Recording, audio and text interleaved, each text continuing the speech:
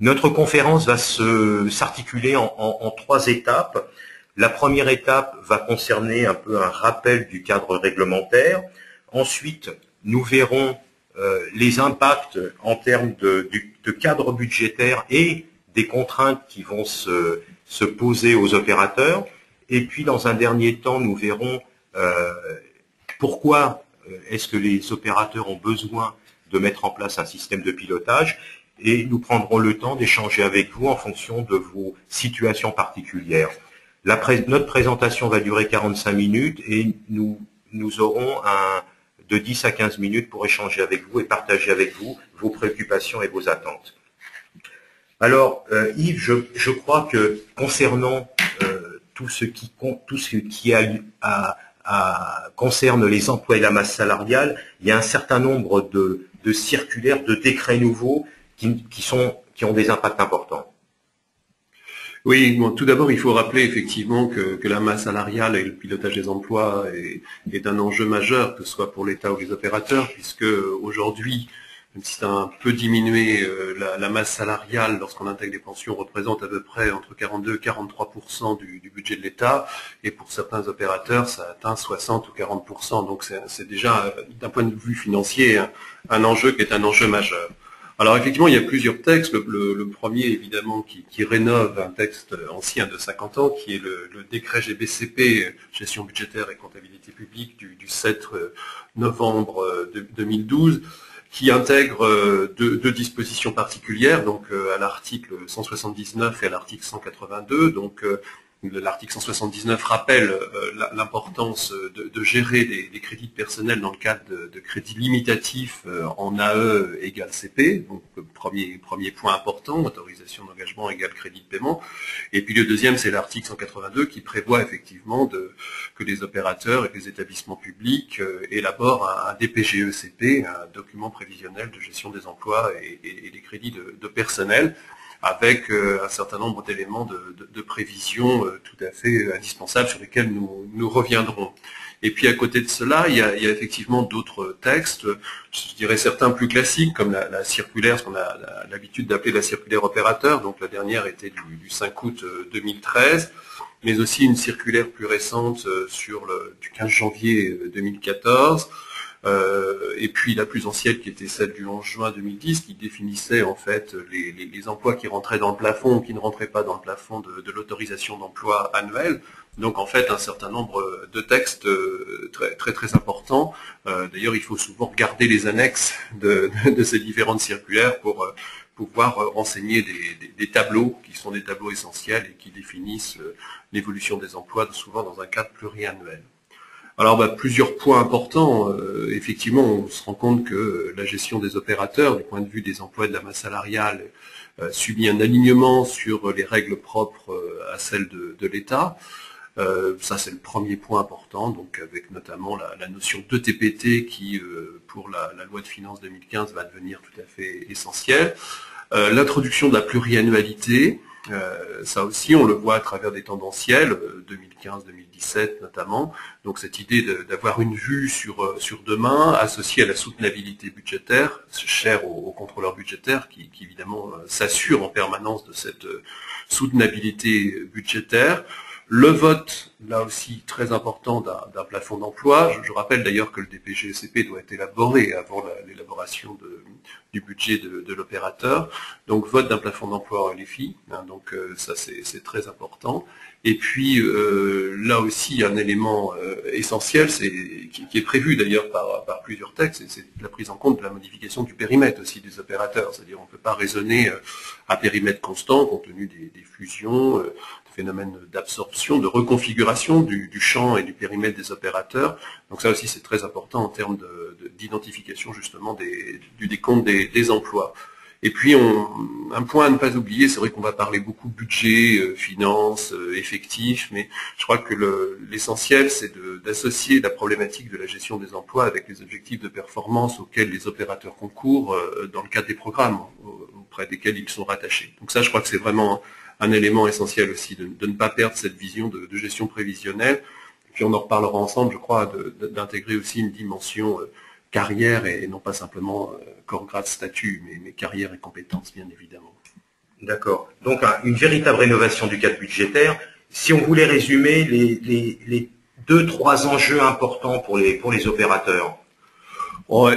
Écoute, Philippe, moi je pense qu'il y en a trois essentiellement. Le premier, c'est effectivement ce souci de transparence. Je ne veux pas dire que les opérateurs cherchaient à masquer, mais c'est vrai que la notion de transparence et de soutenabilité budgétaire est devenue quelque chose de tout à fait essentiel et qui doit être apprécié, bien évidemment, dans la durée.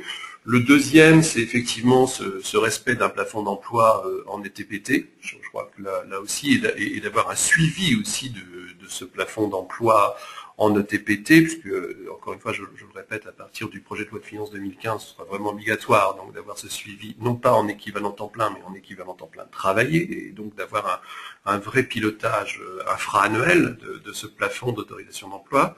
Et puis le dernier point que j'ai déjà un peu évoqué, et qui à mon avis est la recherche d'une adéquation des ressources humaines, donc avec les objectifs de performance des opérateurs, autrement tout ça n'aurait guère de sens. Alors on voit des enjeux extrêmement importants pour les opérateurs, mais tout cela se passe dans quel contexte pour les opérateurs? Le contexte, il est simple, c'est-à-dire comme on le dit quelquefois, donc c'est vrai qu'on doit faire rentrer la performance dans une enveloppe budgétaire de plus en plus restreinte. C'est vrai que quand on voit la situation budgétaire dans certains ministères et la diminution des crédits des programmes auxquels sont rattachés le financement des opérateurs ou les financements d'opérateurs, c'est clair que globalement il y a des tensions en fait sur les subventions pour charges de services publics qui n'ont pas tendance à augmenter. Donc l'enjeu, il est là, c'est-à-dire de pouvoir gérer avec cette contrainte budgétaire et donc des subventions pour charges de services publics qui vont stagner, voire évidemment diminuer. On le voit aussi avec l'application de la réserve, c'est-à-dire que pendant longtemps, les opérateurs ne subissaient pas comme l'État l'application de la réserve sur la masse salariale ou sur les dépenses de fonctionnement et d'investissement. Là, il y a un transfert de cette pression vis-à-vis de l'application de taux de réserve sur la subvention pour charge de service public. Donc c'est une vraie question, quoi. C'est aujourd'hui, encore une fois, d'essayer d'optimiser la masse salariale et les effectifs dans un cadre budgétaire qui est un cadre budgétaire contraint et l'État reportant bien évidemment cette contrainte sur les opérateurs. Donc il y a aussi un arbitrage entre ressources propres, recettes propres et puis subventions, mais là c'est peut-être encore un autre sujet. Donc là on comprend l'importance pour les opérateurs de piloter leurs emplois et la masse salariale. Alors pour ce faire, il y a peut-être quelques clés à comprendre pour rassurer les établissements dans cette action de pilotage. Est-ce qu'il y a une méthodologie particulière à suivre qui peut permettre d'aider les établissements? Une méthodologie, je pense qu'il y a des étapes structurantes en fait, peut-être, et donc à chacune de ces étapes, il y a une méthode particulière. Je pense que la première de ces étapes, c'est effectivement, et là aussi nous y reviendrons je pense, c'est celle du décompte et de la qualification des emplois en ETPT. Donc avec tout simplement, et là encore depuis 3-4 ans, c'est la vraie réflexion, les emplois qui vont consommer le plafond d'emploi, puisque là on a effectivement cette autorisation d'emploi qui est limitative, et puis les emplois qui ne consomment pas, qui ne rentrent pas dans le plafond d'emploi, qui ne consomment pas le plafond d'emploi, et qui évidemment sont des emplois qui ne sont pas des emplois permanents et qui sont financés sur ressources propres. Donc ça c'est vraiment une des premières étapes importantes. La deuxième, c'est effectivement de définir ce schéma d'emploi. On a mis par catégorie d'emploi là sur la diapositive, c'est pas obligatoire en l'état.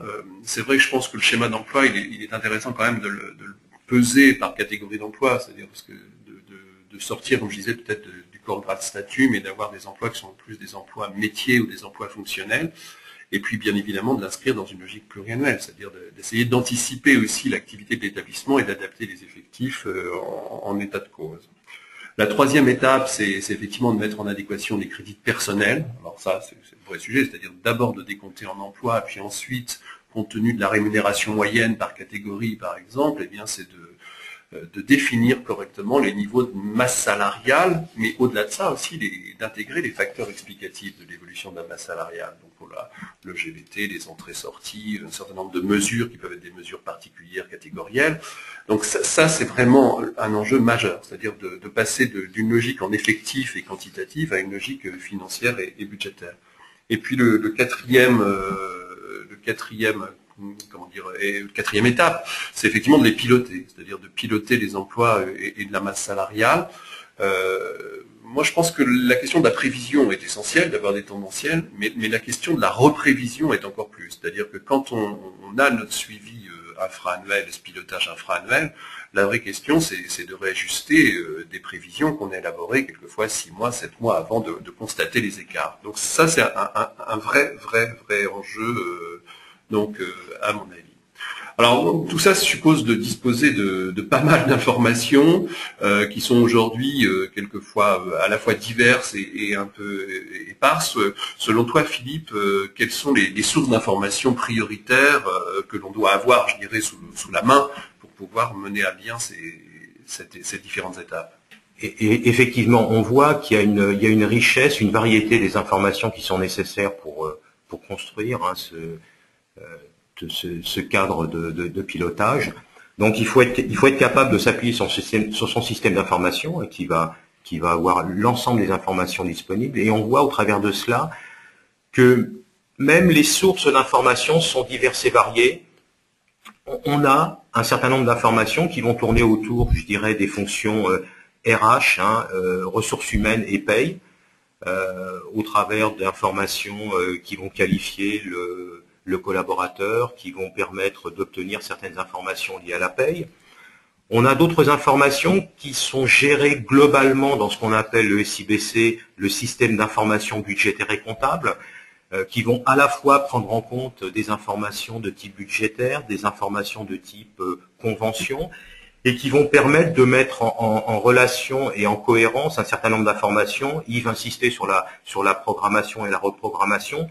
C'est un petit peu dans ce périmètre que toutes ces informations vont être consolidées et vérifiées.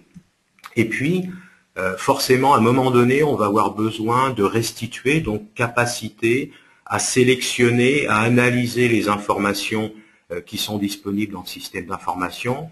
Et puis, une fonction qu'il ne faut pas oublier et qui est importante au travers du pilotage des emplois, c'est les fonctions globalement de simulation, de prévision, de ce qu'on appelle le planning budgeting, de pouvoir prévoir et de vérifier que ces prévisions sont conformes à ce qui était prévu pour la période d'analyse, qu'elle soit infra-annuelle ou pluriannuelle.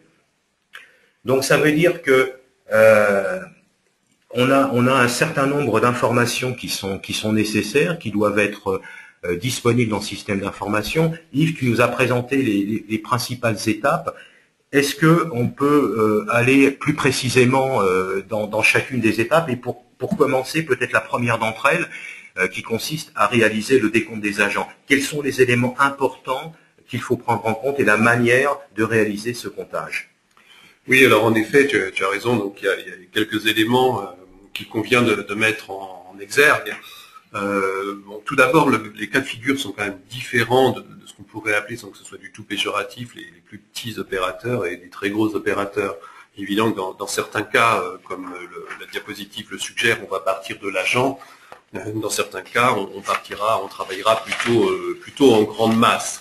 Donc, deux cas quand même assez différents, parce que dans un cas, on peut partir des dossiers quasiment et avoir une individualisation du suivi de la situation de l'agent. Dans d'autres cas, on travaillera plutôt en cohorte.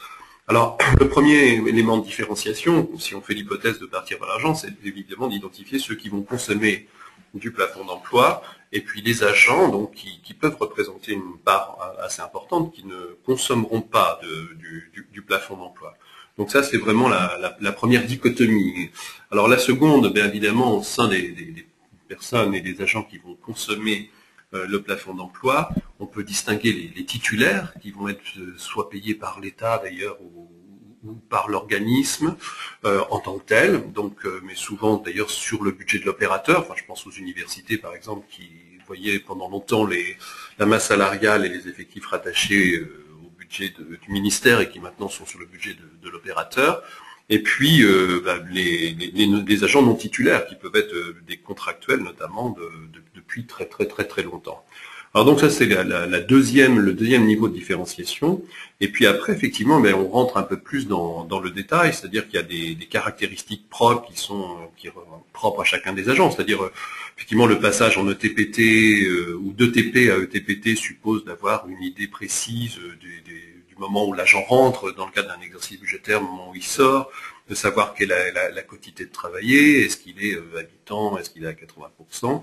Donc ça sont des éléments qui sont des éléments importants, de voir aussi les niveaux indiciaires et le rattachement des agents aux différentes catégories d'emploi, si c'est des personnels enseignants, des personnels ATOS, etc. par exemple à l'université, mais ça peut être le cas dans d'autres opérateurs. Il peut y avoir des différences de catégories d'emploi, d'essayer aussi éventuellement d'ailleurs d'anticiper, ce qui n'est pas facile, non pas tellement les dates d'embauche ou d'arrivée, mais les dates de départ, c'est-à-dire quel moment les agents vont faire valoir leur droit à la retraite. Donc d'avoir aussi des dossiers qui permettent d'identifier presque au cas par cas dans certaines situations la position de l'agent.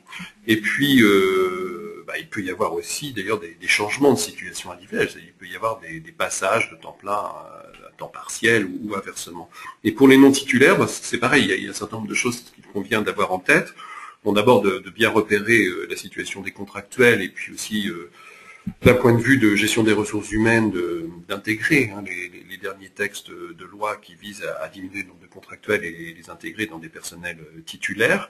Et puis, là aussi, les agents qui sont sortants et mis à disposition soit d'un autre opérateur, soit de l'État, et qui sont toujours décomptés dans le plafond d'emploi de l'opérateur. C'est-à-dire les mises à disposition sortantes, les agents sont toujours comptés au sein de l'opérateur. Alors ça peut être évidemment important. Et puis, l'inverse est vrai, c'est-à-dire que tout ce qui est mis à disposition entrante ne décompte pas de plafond d'emploi au sein de l'établissement public ou de l'opérateur, si ce n'est pas un établissement public. Donc là aussi, recenser les agents mis à disposition entrante, parce que c'est vrai que c'est une vraie force de travail qui concourt à l'atteinte des objectifs de performance et qui ne sont pas enregistrés dans le plafond d'emploi. Bon, néanmoins, il faut les recenser dans les effectifs, mais ils ne vont pas consommer le plafond d'emploi. Et puis, il peut y avoir des agents qui sont rémunérés par d'autres personnes morales. Les contrats aidés aussi, qui ne rentrent pas dans le plafond d'emploi. Donc tout ça, c'est vraiment des éléments à avoir en tête. Peut-être peux-tu nous résumer un petit peu la feuille de route associée à ce décompte des emplois? Les trois premières étapes, je vous ai évoquées très globalement, c'est-à-dire il y a la question du recensement des effectifs et des emplois, ce qui n'est pas la même chose. Effectivement, c'est vraiment le passage de la notion d'effectif présent à un instant T à une vision dynamique, qui est celle de l'équivalent temps plein travaillé, de décompter les agents qui rentrent dans le plafond, donc avec ce plafond d'autorisation annuelle, d'emploi, ceux qui sont hors plafond, qui encore une fois peuvent représenter une part conséquente, mais surtout les éléments vraiment importants à mon avis, c'est l'intégration dans le tendanciel pluriannuel. Voilà, je pense que les textes, les circulaires insistent beaucoup là-dessus, c'est-à-dire d'avoir des tableaux. Actuellement, le tendanciel 2013-2015, il est en ETP, en équivalent temps plein. Et l'enjeu, c'est effectivement de passer donc pour un tendanciel 2015-2017 donc en ETPT, ce qui demande quand même un changement en termes de façon de décompter. Et puis le petit bout de la flèche là sur la diapositive est aussi important, c'est-à-dire que si on est dans une autorisation de plafond d'emploi de plus en plus limitative, on peut le dire comme ça, la question c'est est-ce que je fais ou est-ce que je fais faire, La question aussi est posée en termes de choix éventuellement d'externalisation, c'est-à-dire dans le cadre des trois enveloppes, personnel, fonctionnement, investissement, peut-être transférer des crédits qui étaient des crédits personnels, donc pour l'État on dirait du titre 2, mais transférer ces crédits de personnel au titre de prestations externes réalisées par des sociétés. Et là, on ne passe pas dans un contrat individuel, mais on passe un contrat avec une autre personne morale. Donc c'est vraiment une possibilité aussi. Il faut avoir cette alternative-là. Alors je prêche pas l'externalisation à tout craint, mais c'est vraiment quelque chose à mon avis, vraiment tout à fait important. Alors, donc, décompter le plafond d'emploi, ça suppose sans doute aussi de prendre en considération différentes approches en matière de système d'information. Donc, Philippe, toi, tu es beaucoup plus spécialiste que moi sur cette question. Quels sont les grands éléments d'un système d'information associé donc au pilotage des emplois et de la masse salariale? Donc finalement la question c'est de savoir comment et où sont gérées ces données dont on a parlé. On l'a vu succinctement tout à l'heure, il est bon de rappeler que les informations dont on va avoir besoin existent dans le système d'information, mais elles peuvent être gérées dans différents modules. On va avoir un ensemble d'informations de nature RH par rapport aux collaborateurs qui vont être dans le SI gestion des carrières. C'est un premier élément, une première origine de ces informations. D'autres informations, je dirais, qui vont alimenter la masse salariale proviennent du SI Paie. D'autres informations de nature budgétaire vont être gérées dans le SI budgétaire, soit par des centralisations de charges, soit par et quoi qu'il en soit, dans le processus de préparation budgétaire et d'exécution budgétaire, c'est bien là que va s'opérer le contrôle et le suivi des valeurs, des masses, et puis des prestations qu'on va qualifier d'externes, qui ne sont pas forcément gérées dans la partie paye, un suivi des conventions qui, elles aussi, représentent des dépenses associées aux frais de personnel. Et tout ça va concourir à pouvoir assurer le décompte des effectifs sous la forme TPE-TPT. Et donc on voit donc là, on insiste sur le fait que les informations sont variées, sont diverses, les origines, elles aussi, peuvent être diverses, et le système d'information va porter l'ensemble de ces informations, et toute la difficulté va être de pouvoir coordonner et donner du sens par rapport à toutes ces informations. Donc quelques points clés, quelques points d'attention en termes de système d'information. Ça veut dire qu'il va falloir recenser où sont ces données.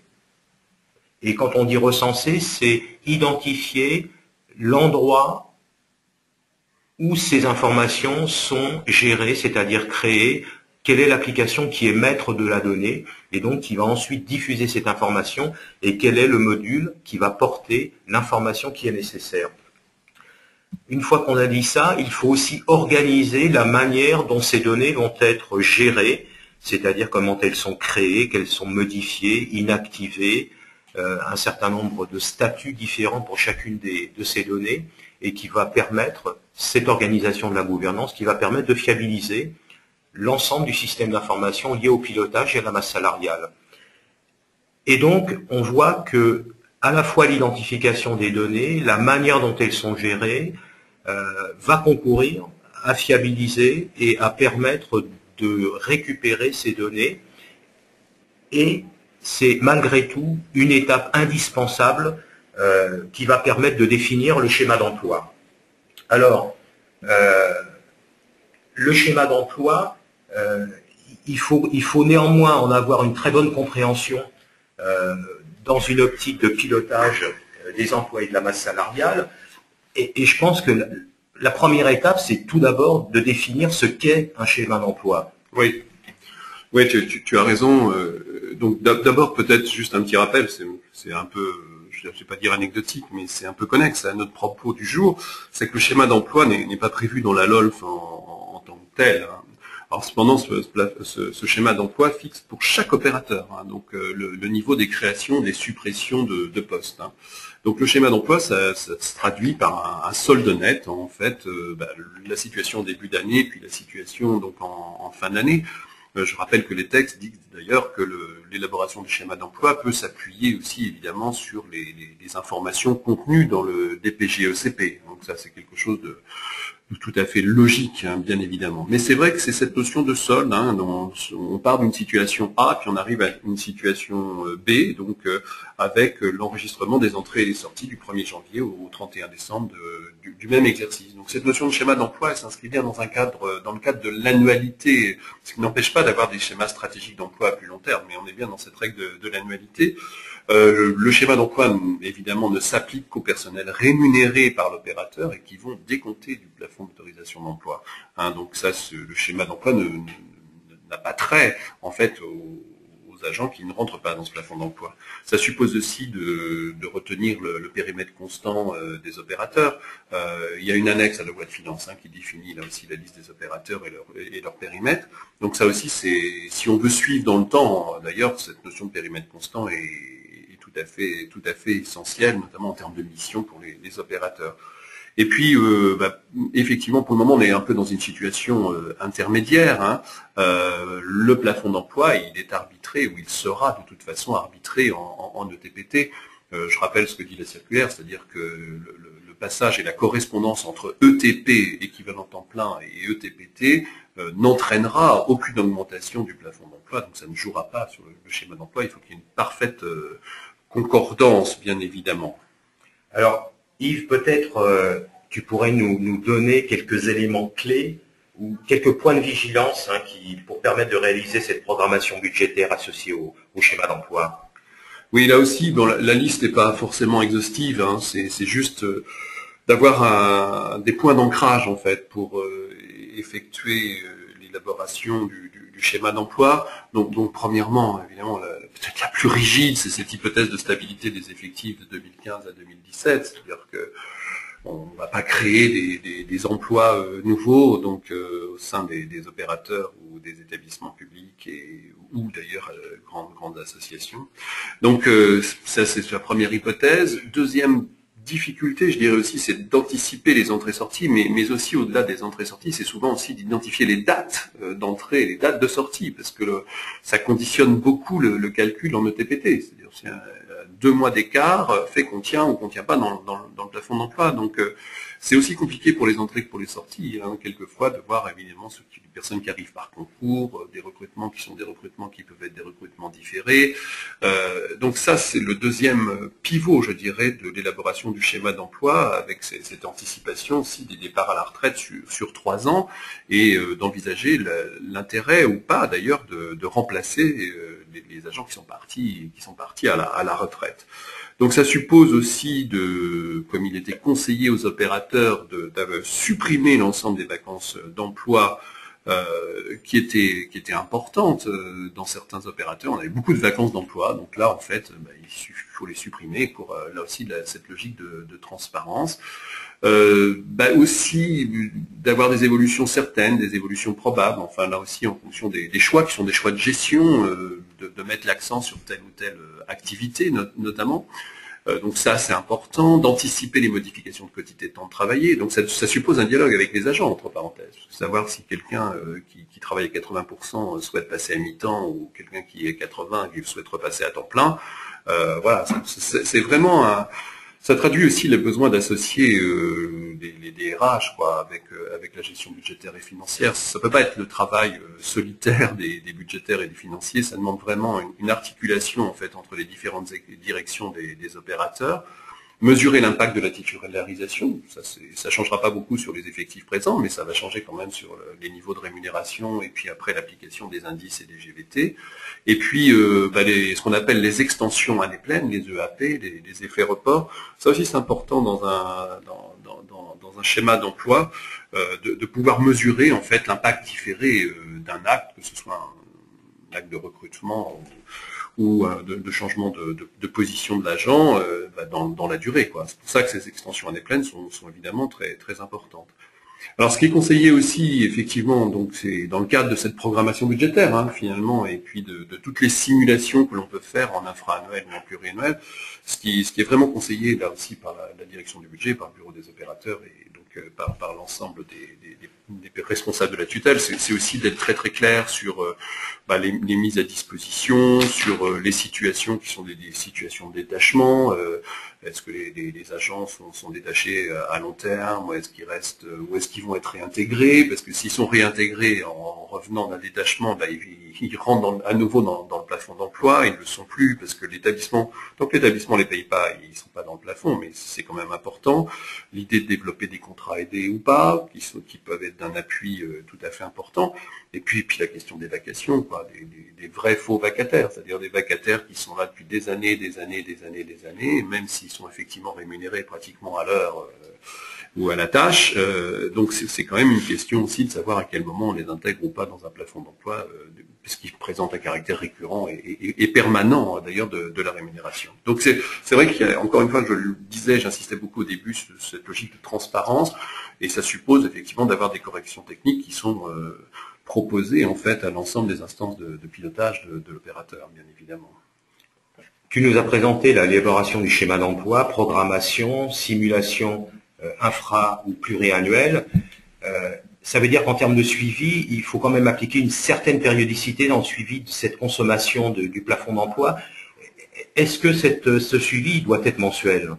Oui, tout à fait. Il doit être tout à fait mensuel, c'est-à-dire d'abord déjà rappeler que les ETP annuels correspondent à la moyenne sur 12 mois des consommations d'emploi exprimées en ETPT mensuel. C'est un peu long de le dire comme ça, mais ce qui veut dire qu'en fait le plafond d'autorisation d'emploi annuel, il est décrémenté chaque mois d'un 12e, quoi. En fait, très concrètement et très simplement. Donc, ce qui veut dire qu'en cours d'année, la moyenne des ETPT mensuels, en cours d'année, la moyenne des ETPT mensuels correspond à la somme des ETPT sur la période, donc divisé par le nombre de mois. Donc ça suppose d'avoir un suivi qui est un suivi assez régulier. Alors bon, je ne vais pas rentrer dans un niveau de calcul, parce que ce n'est pas l'objet ici.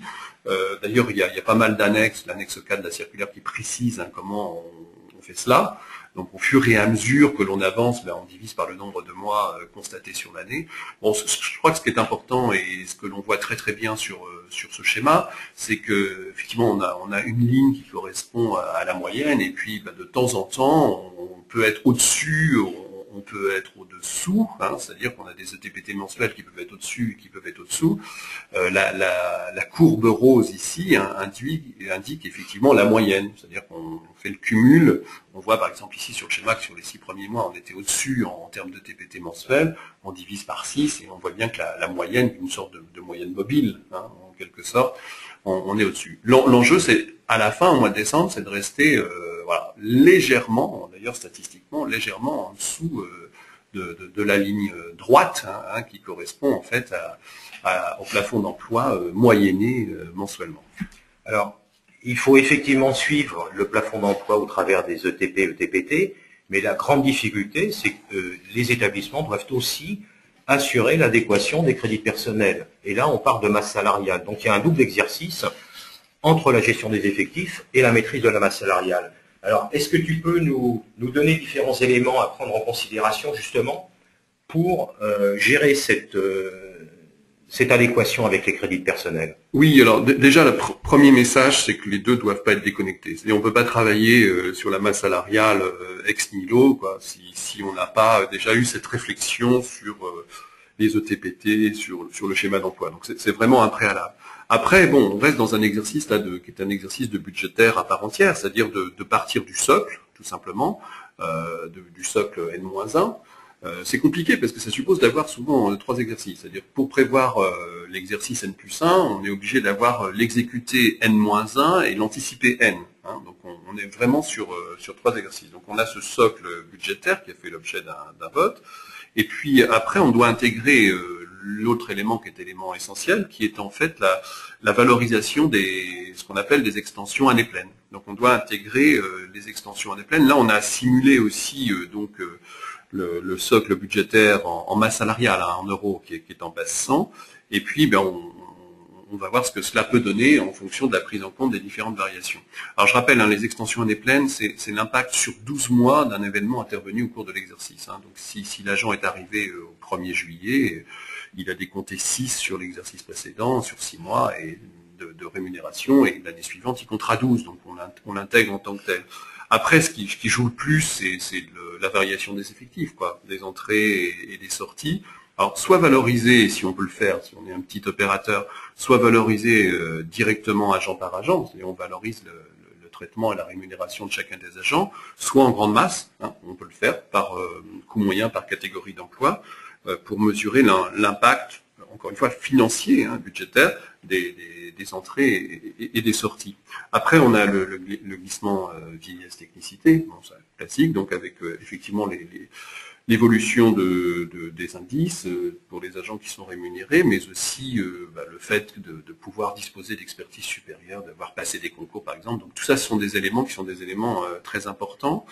Point important qu'on n'a pas évoqué pour le moment aussi, c'est d'intégrer l'impact sur les pensions, sur le départ à la retraite, avec là aussi l'individualisation de ce qu'on appelle le compte d'affectation spéciale pension, le CAS pension.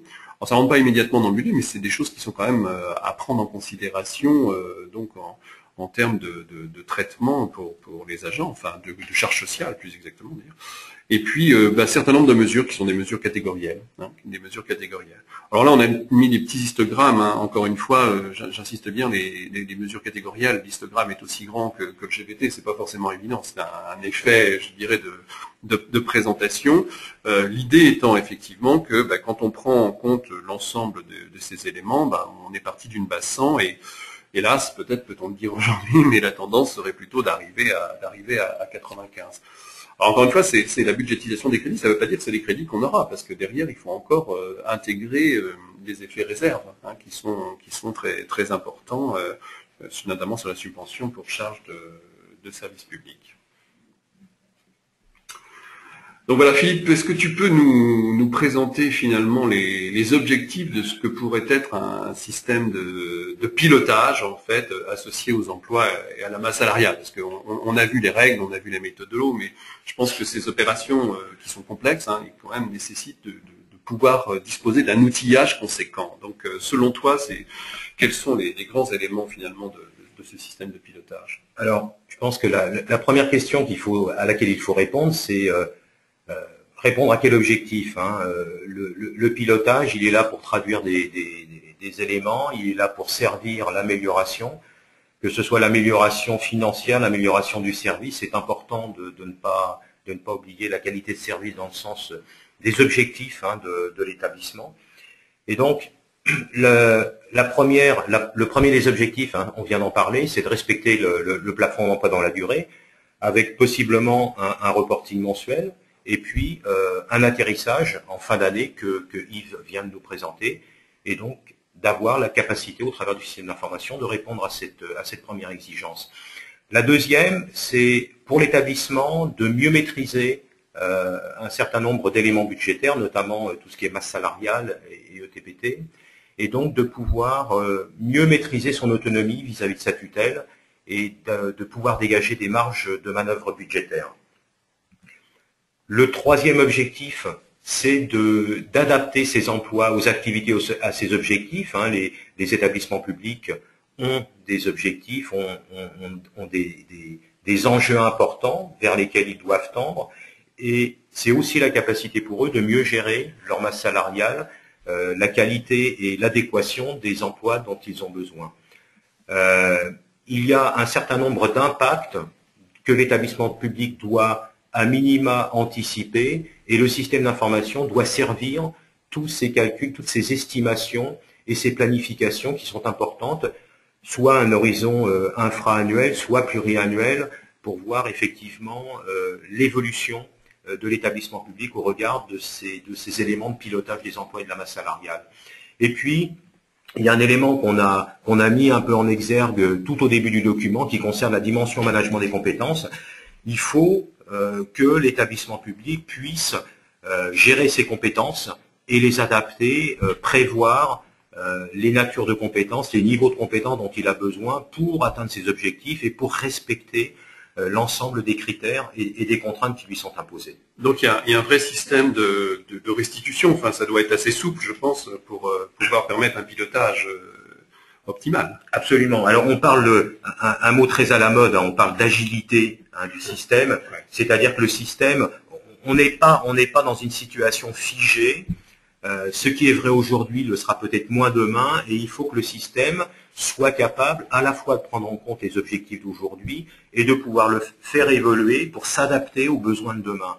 Et on voit qu'on a cité 4 points importants en termes de prévision d'emploi et de masse salariale, de réalisation, de pouvoir suivre l'exécution, de pouvoir projeter c'est-à-dire de simuler et de pouvoir prendre en compte les restitutions.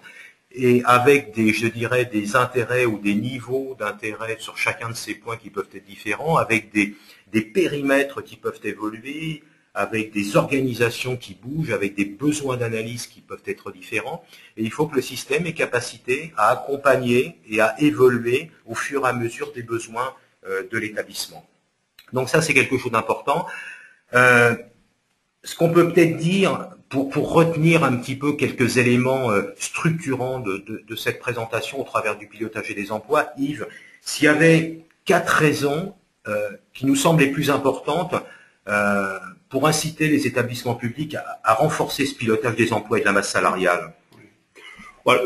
Peut-être le premier, je pense, c'est si on se met du côté des opérateurs de l'État, des 560 opérateurs, je pense que la question, c'est pas d'être contre la tutelle ou de l'administration centrale, mais c'est vraiment une question aussi d'être en capacité de dialogue, d'échange avec la tutelle, et puis donc de préserver l'autonomie de gestion et l'autonomie budgétaire auxquelles souvent les établissements sont attachés. C'est-à-dire, le vrai enjeu, c'est ça, c'est-à-dire en fait d'être clair avec soi-même pour être en situation de dialogue avec la tutelle, pour pas qu'il y ait de doutes, mais aussi de mauvaise compréhension en fait des enjeux pour les uns et pour les autres. Le deuxième élément, la deuxième raison, je pense, qui pousse au pilotage, bon, c'est vrai que c'est une question de technique, quoi. Là encore, je ne veux pas du tout être désagréable avec les opérateurs, c'est pas du tout mon propos, mais c'est vrai que dans certains cas, on avait peut-être aussi un suivi un peu des emplois, on avait des questions d'entrée-sortie qui n'étaient pas forcément très évidentes. Donc là, il y a vraiment un besoin de technicité, je crois, de mettre en place des outils, des systèmes d'information, des tableaux de bord, de suivi, des règles communes de prévision. Le troisième, peut-être c'est plus à toi, je crois, de l'aborder, parce que c'est vraiment toi le spécialiste, et la question sans doute du système d'information. Enfin. Alors, le système d'information, c'est effectivement d'identifier les données nécessaires, comment les récupérer. Et aujourd'hui, on a une notion de ce qu'on appelle le système d'information RH étendu, c'est-à-dire que on peut, pour certaines fonctions ou certains modules, bénéficier de fonctions qui sont gérées en dehors de l'établissement. Et il s'agit de donner de la cohérence même à ces informations qui pourraient être, on parle du cloud, on parle d'un certain nombre de choses, et il faut anticiper à minima ce genre de situation pour être capable de continuer à produire cette information avec le niveau de qualité attendu. Et puis le dernier élément qui est lié à la conduite du changement, c'est aussi de gérer, d'anticiper des besoins ou des pratiques d'embauche, d'adéquation entre les ressources et les besoins pour s'assurer que, je dirais, dans les plans d'objectifs de l'établissement public, les ressources que l'on va mobiliser sont bien en adéquation avec les objectifs, avec les projets, avec le niveau attendu en termes de qualité de service, tout en maîtrisant ces aspects importants que sont les emplois et la masse salariale. Oui, tu as raison d'insister sur ce point, parce que je pense que on ne peut pas passer d'une situation à une autre en une année. Enfin, rendre les choses optimales, ça va demander 2-3 ans. Enfin, je vois bien au niveau de l'État le temps que ça a nécessité. Donc c'est vrai qu'il y a un vrai pilotage du changement là aussi à prévoir.